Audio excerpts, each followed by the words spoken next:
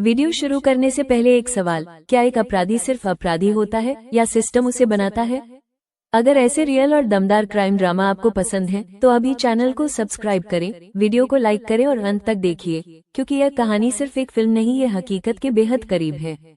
यहाँ हम आपको फिल्म की पूरी कहानी बताएंगे। पार्ट 2 में क्या होगा ये सब बताएंगे। उस आदित्य धर के निर्देशन में बनी फिल्म धुरंधर सिर्फ एक क्राइम फिल्म नहीं है, बल्कि यह सत्ता, अपराध, राजनीति और सिस्टम की सच्चाई को बेनकाब करती एक तेज, कठोर और दिल दहला देने वाली कहानी है।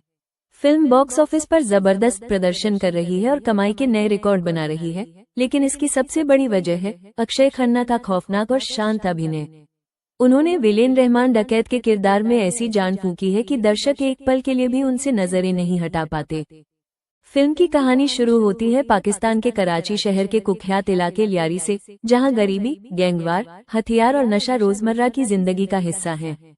इसी माहौल में जन्म लेता है एक नाम, रहमान डकैत। एक ऐसा बच्चा जो बहुत कम उम्र में ही समझ जाता है कि इस दुनिया में ताकत बंदूक से आती है। बचपन में छोटी मोटी झड़पों से शुरू हुआ रहमान का सफर जल्द ही चाकूबाजी, हत्या और ड्रग तस्करी तक पहुंच जाता है। उसकी आंखों में डर नहीं, बल्कि एक ठंडा सन्नाटा है, और यही ठंडापन उसे सबसे अलग बनाता है। समय के साथ रहमान सिर्फ एक गैंगस्टर नहीं रहता, वो लियारी का सबसे बड़ा नाम बन जाता है। ड्रग्स, अवैध हथियार, वसूली और अपहरण, हर धंधे में उसका नेटवर्क फैल चुका होता है। उसकी असली ताकत सिर्फ बंदूक नहीं, बल्कि लोगों के दिलों में बैठा डर और नेताओं से मिली राजनीतिक शह है। वो खुद को समाजसेवी और नेता की तरह पेश करता है, गरीबों में पैसे बंटवाता है, भाषण देता है, लेकिन अंदर से वो एक बेरहम, चालाक और सत्ता का भूखा इंसान है। गैंगवार में मासूम लोग मारे जाते हैं, पूरा लियारी इलाका बारूद पर खड़ा दिखता है और सिस्टम खामोश बना रहता है। यहीं से फिल्म में एंट्री होती है एक सख्त, ईमानदार और जिद्दी पुलिस अफसर की, जिसे निभाया है संजय दत्त ने। यह अफसर जानता है कि रहमान जैसे लोग सिर्फ गोलियों से नहीं, बल्कि पूरे सिस्टम को हिलाकर ही खत्म किए जा सकते हैं। वो बनाता है लियारी टास्क फोर्स और रहमान के साम्राज्य को तोड़ने की कसम खाता है। फिल्म का दूसरा हिस्सा पुलिस और गैंगस्टर के बीच की खून खराबे वाली जंग है। छापे पड़ते हैं, मुखबिर मरते हैं, राजनीति खेल खेलती है और सिस्टम की गंदगी धीरे धीरे सामने आती है। अक्षय खन्ना यहाँ अपने अभिनय से फिल्म को अलग स्तर पर ले जाते हैं। उनकी आंखों की ठंडक, संवादों की गंभीरता और बिना चिल्लाए डर पैदा करने की क्षमता उन्हें एक यादगार विलेन बना देती है। क्लाइमैक्स, एनकाउंटर या साजिश, आखिरकार कहानी उस मोड़ पर पहुंचती है जहां रहमान डकैत का एनकाउंटर होता है। पुलिस कहती है यह जरूरी था, गवाह सवाल उठाते हैं, परिवार इसे साजिश बताता है। फिल्म यही सबसे बड़ा सवाल छोड़ती है, क्या यह न्याय था या सत्ता की सुविधा? क्यों देखें धुरंधर? इसका जवाब है अक्षय खन्ना का करियर बेस्ट प्रदर्शन, रियल लाइफ से प्रेरित खौफनाक कहानी, दमदार बैकग्राउंड म्यूजिक और सिनेमेटोग्राफी सिस्टम। अब शुरू करते हैं फिल्म की पूरी कहानी, तो बने रहिए हमारे साथ अंत तक। 1995 में हथियार और ड्रग्स के केस में गिरफ्तारी के बाद रहमान जेल से फरार हो गया। इसके बाद उसने बलूचिस्तान और कराची में अपना नेटवर्क फैलाया। 2000 के दशक की शुरुआत तक वो लियारी का सबसे ताकतवर गैंग लीडर बन चुका था।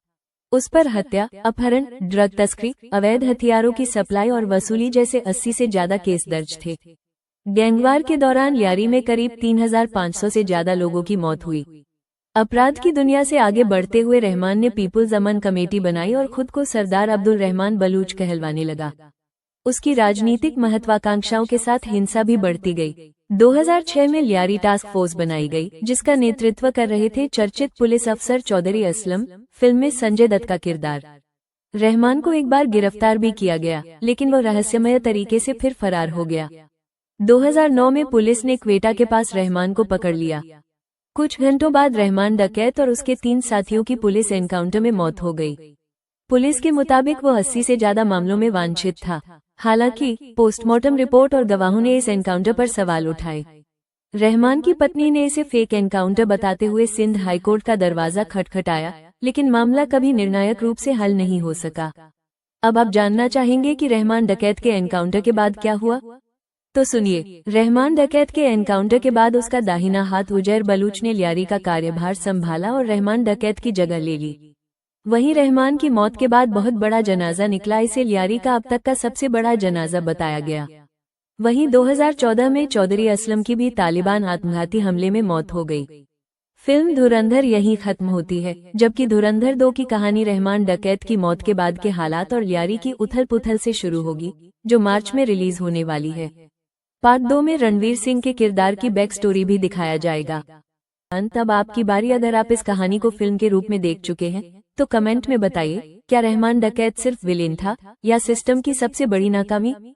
वीडियो अच्छा लगा हो तो लाइक करें, शेयर करें, चैनल हितेश दिल से को सब्सक्राइब करें और बताइए क्या आप धुरंधर 2 का इंतजार कर रहे हैं।